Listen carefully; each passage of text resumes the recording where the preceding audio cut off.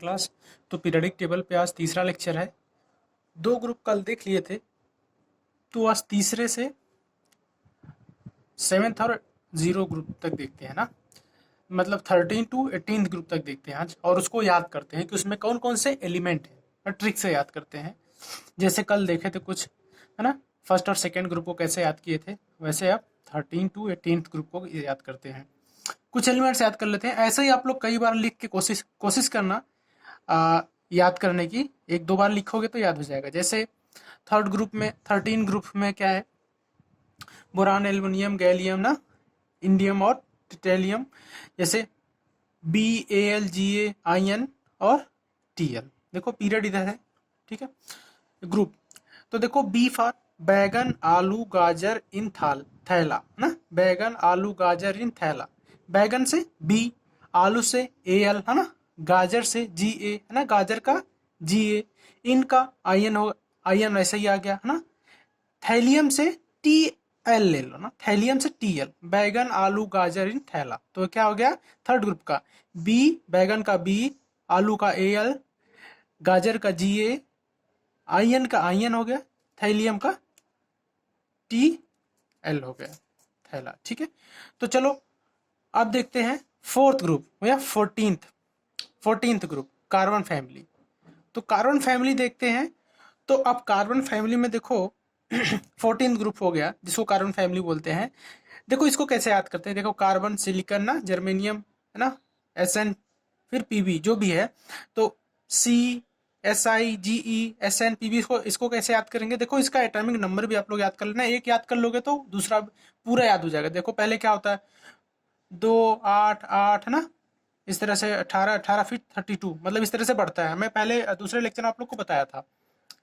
तो काहे से सी, काहे सीता जी सुने प्रॉब्लम, काहे सीता जी सुने प्रॉब्लम। तो काहे से का सी ले लो, सीता का SI, जी GE है ना, सुने SN है ना, SN, प्रॉब्लम PB ले लो, प्रॉब्लम ना, आजकल शॉर्टकट लिख देते हैं हम लोग व्हाट्सएप पे, प्रॉब्लम, व्हाट्स प्रॉब्लम, PRBLM ना, प्रॉब्लम, PRB प्रॉब्लम, तो PB।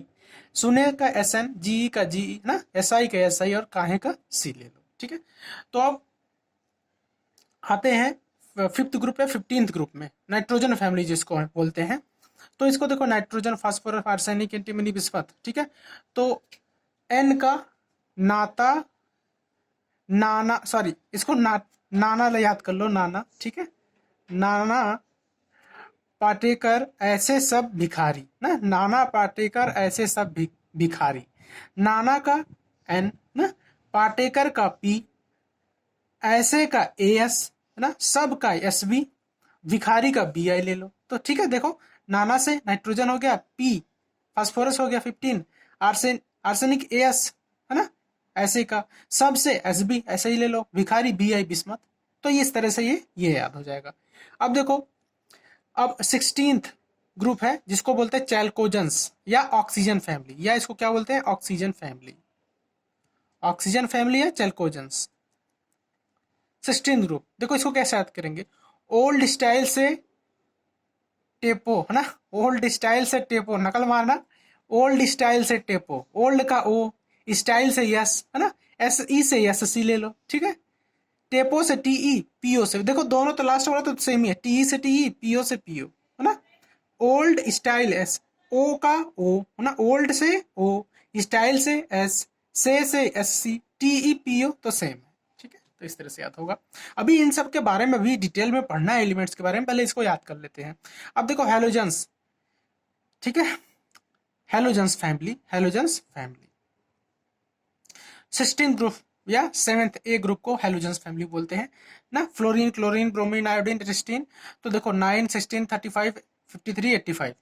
तो फिर कल ब्रिंजल आई आंटी ना, या सब्जी बेचने वाली कोई आई तो उसको बोले, कोई बोला कि फिर कल ब्रिंजल आई आंटी, मतलब ब्रिंजल लेके आई ना, फिर कल ब्रिंजल आई आंटी, फिर का F, कल का CL ना, कल CL, ब्रिंजल BR,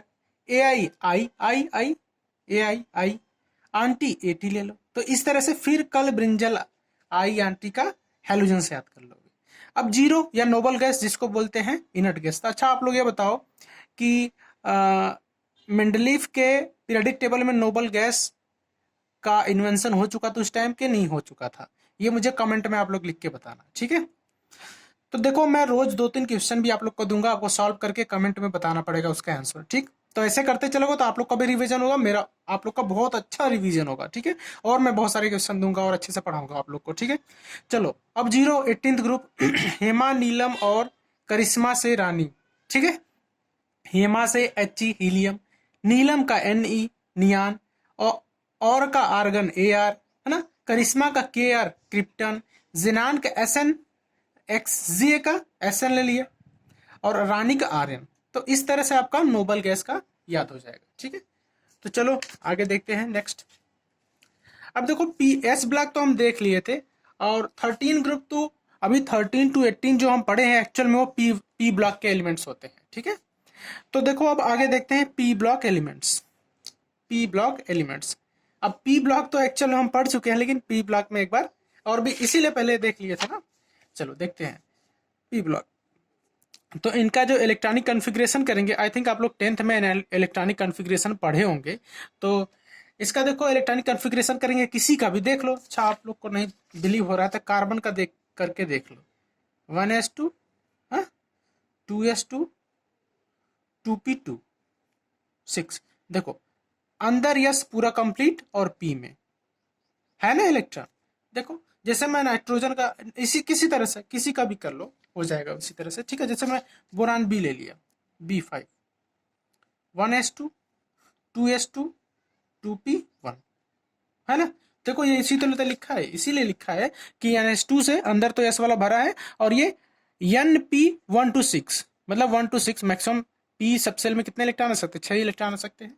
तो 13 to 18th ग्रुप को बोलते हैं क्या है, 6 ग्रुप जो आते हैं 13 to 18th के बीच में उसको बोलते हैं पी ब्लॉक एलिमेंट्स। तो ये ध्यान रखना कि 13 to 18th ग्रुप जो है वो पी ब्लॉक के हैं, मतलब S प्लस पी दोनों आते हैं इसमें, ठीक है।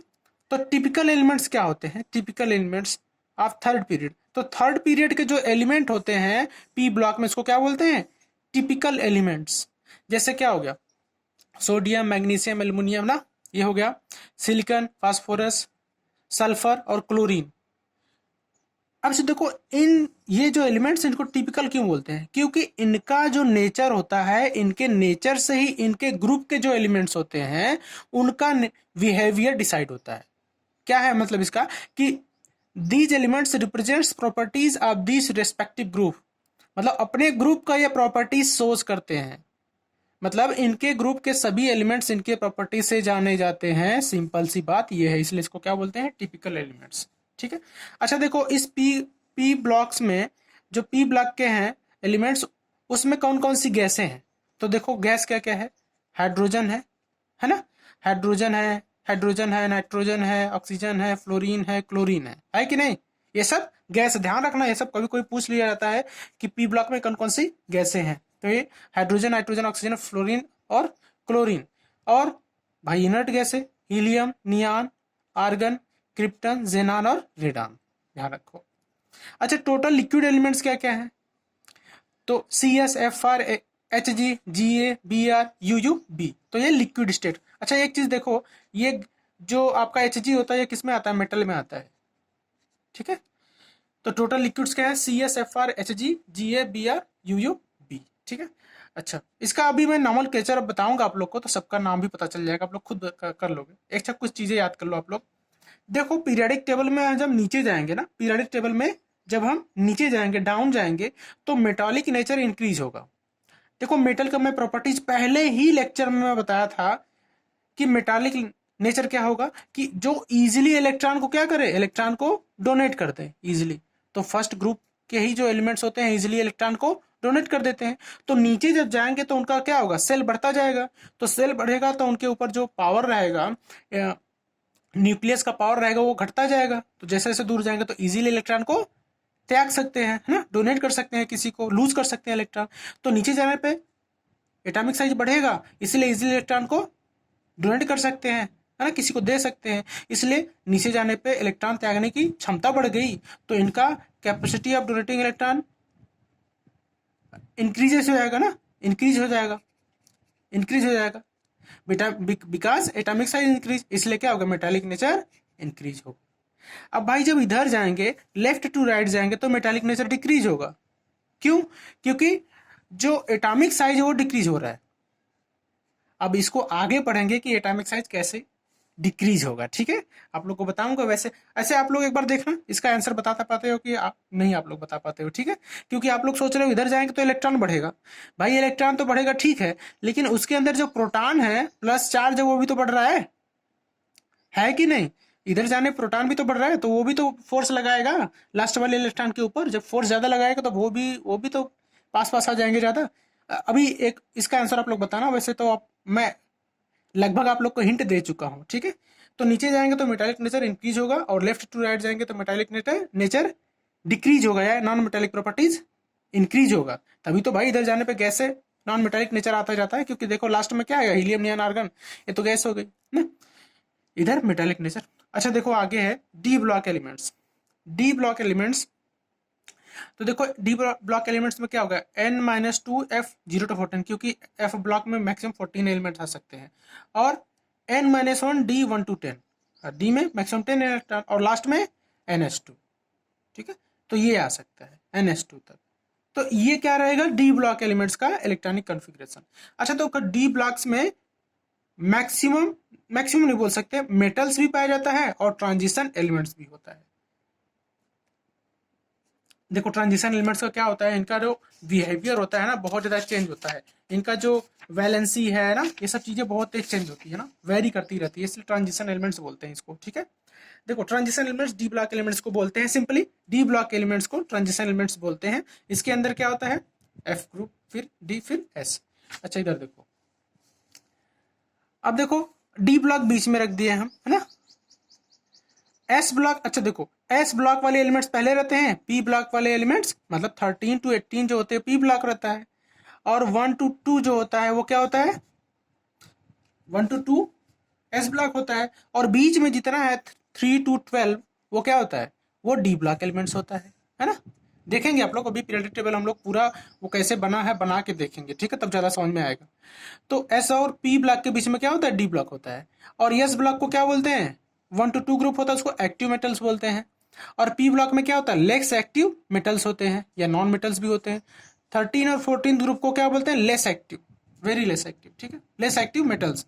और उसके बाद क्या है, लगभग लगभग पूरा आपका नॉन मेटल ही आता है।